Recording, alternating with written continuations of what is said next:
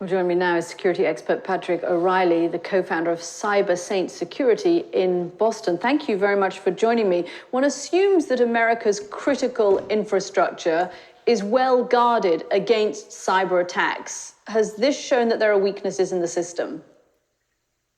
Yeah, undoubtedly it has. And, in the profession that I'm in, we're aware of this. This is a longstanding concern and worry that an attack like this was inevitable. It was just a question of when.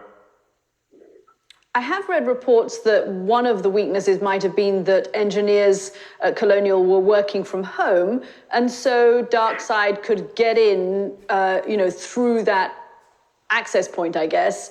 Is that what your understanding is? Well, I haven't quite heard that, but that's interesting. I would say that remote access has been driven by COVID to some extent. There is more remote access happening now, and that's a true danger. Anytime you attach remote access to old infrastructure, you might be creating new vulnerabilities. Yes. Is it possible for the US government, through the National Security Agency or whichever branch of the high command it would be, can mandate that American companies do a better job of protecting critical infrastructure? I hope so. In 2012, the Cybersecurity Act, there were, the beginnings of that, and I think we live in the shadow of that act to some extent. Baseline security requirements and some regulatory tooth behind things is going to be, it's inevitable. And if we're going to see improvement across critical infrastructure, the government is going to have to be involved. Very optimistic hearing them weigh in today on all of this, and I think it's going in the right direction. Padraic, the president was pretty careful not to say he thinks that the Kremlin was behind this, but knowing what you know of Russian hackers, is it plausible that a group like DarkSide, a gang of Russian cyber criminals, basically could operate out of Russia without the Russian government knowing that they were there? Well, that's sort of a loaded question, but I don't think it's all that credible or plausible to think that a criminal organization operating within a nation that does not enforce anything with respect to such organizations, at least there's a tacit approval of some activity, perhaps.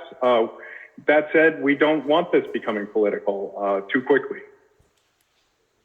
You mean it's better not to tie this to the Russian government? Obviously, if there isn't, evidence tying it that way, there's a better way to solve this. Is that what you're suggesting? Well, that it's a longer-term thing we have to solve here.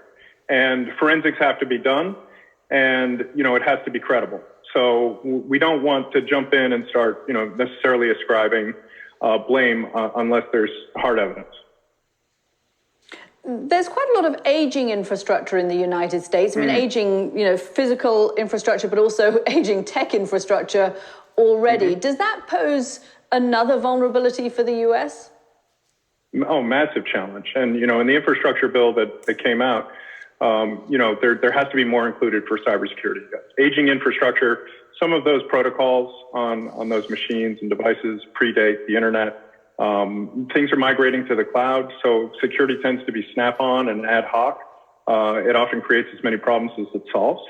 So updating the infrastructure and building security in right away alongside the build is going to be critical going forward. Okay. Padraic O'Reilly, thank you very much for joining me. Thank you, Katty.